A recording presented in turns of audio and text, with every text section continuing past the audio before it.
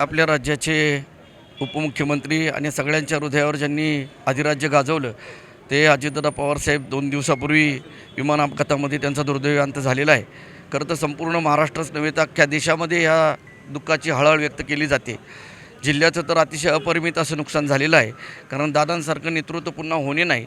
काल 2 दिवस आम्ही बारामतीला जातो, येणाऱ्या प्रत्येकाला आपल्या कुटुंबातला कोणतरी वडीलधारी गेला, घरातला कर्ता पुरुष गेल्याची भावना त्या ठिकाणी निर्माण झालेली आहे. प्रत्येकजण दुःखसागरामध्ये बुडालेला आहे. आणि राजकीय पटलावर म्हणाल तर राष्ट्रवादी काँग्रेसचं नुकसान जरी झालं असलं तरी राज्याचं आणि जिल्ह्याचं विकासाभिमुख नेतृत्व असणारं हरपल्याचं फार मोठं दुःख झालेलं आहे.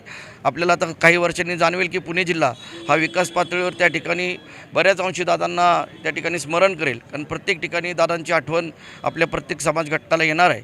शिवशाहू फुले आंबेडकरांचा विचार वारसा आदरणीय पवारसाहेबांनी, आदरणीय यशवंतराव चव्हाणांनी घालून दिलेले विचार समाजामध्ये रुजवण्याचा शेवटच्या क्षणापर्यंतचा प्रयत्न दादांनी त्या ठिकाणी केलेला आहे. पूर्व हवेलीमध्ये मेट्रो व्हावी, एलिव्हेटेड मार्ग व्हावा, पुणे महानगरपालिकेचं नवीन एक रूपांतर व्हावं अशी शेवटच्या क्षणापर्यंतची त्यांची भावना होती.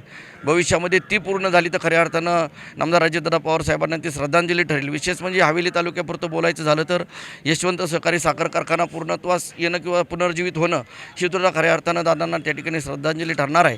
कार्यकर्ते खूप दुःखी झालेले आहेत. वर्षभरसुद्धा ह्या दुःखातून बाहेर पडणं आम्हा सगळ्यांना अशक्य होणार आहे.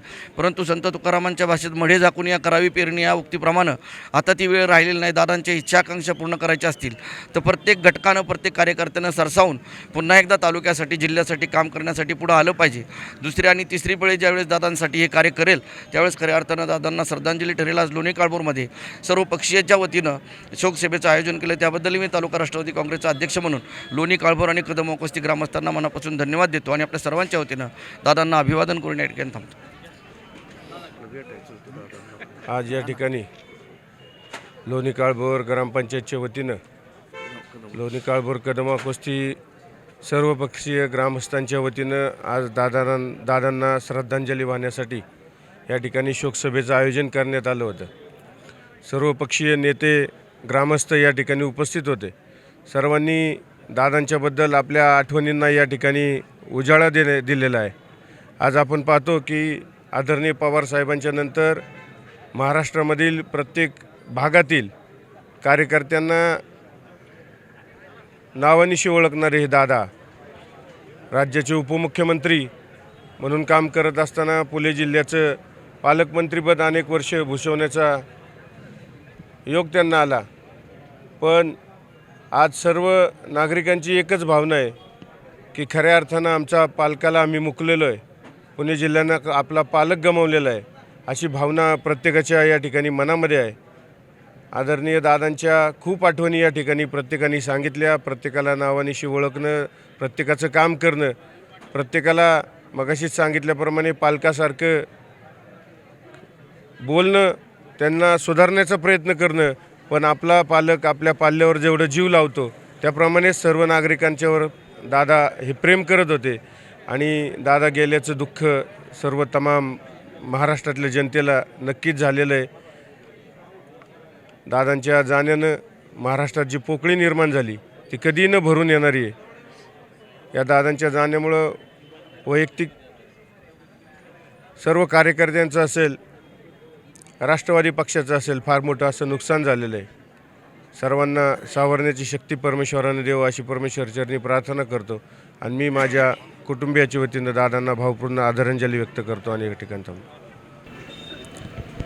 आपल्या सगळ्यांचे लाडके या महाराष्ट्राचे उपमुख्यमंत्री आणि पुणे जिल्ह्याचे पालकमंत्री यांचं अकाली आणि दुर्दैवी अशा प्रकारचं अपघाती निधन परवा झालं.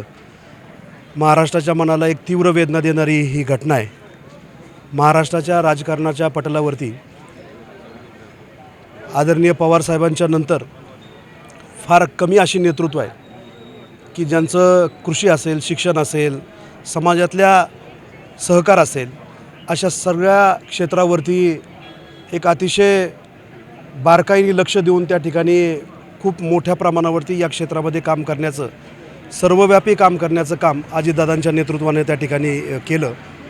पुणे जिल्ह्याचा सुपुत्र म्हणून निश्चितपणानं आम्ही कुठल्याही राजकीय विचाराच्या पक्षामध्ये जरी काम करत असलो तरी अजितदादांच्याबद्दल एक वेगळ्या प्रकारचा स्नेह एक जिव्हाळा आणि प्रेम हे सगळ्या कार्यकर्त्यांना त्या ठिकाणी आहे.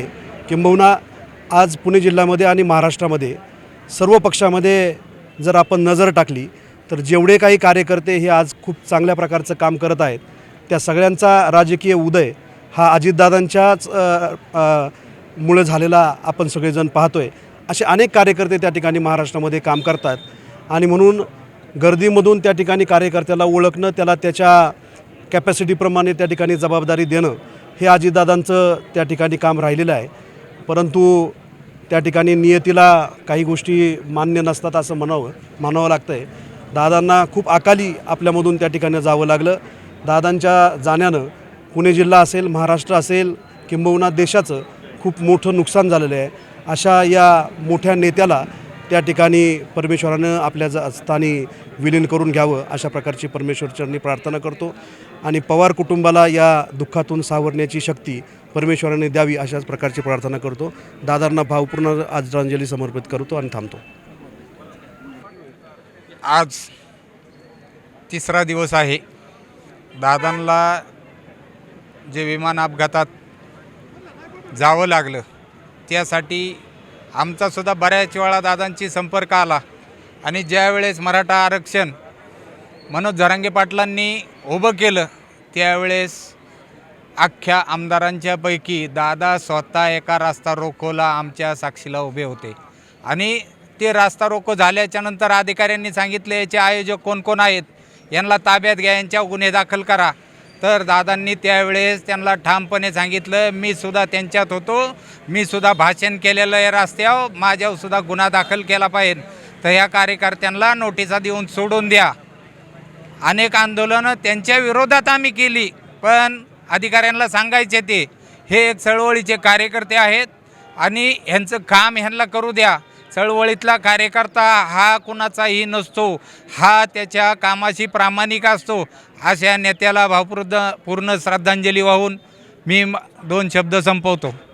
नवनवीन घडामोडी पाहण्यासाठी स्टार महाराष्ट्र न्यूजला सबस्क्राईब करा आणि ताज्या बातम्यांचे अपडेट मिळवण्यासाठी बेल आयकॉनला प्रेस करा आणि परिपूर्ण बातमीबरोबर रहा, इतरांपेक्षा एक पाऊल पुढे.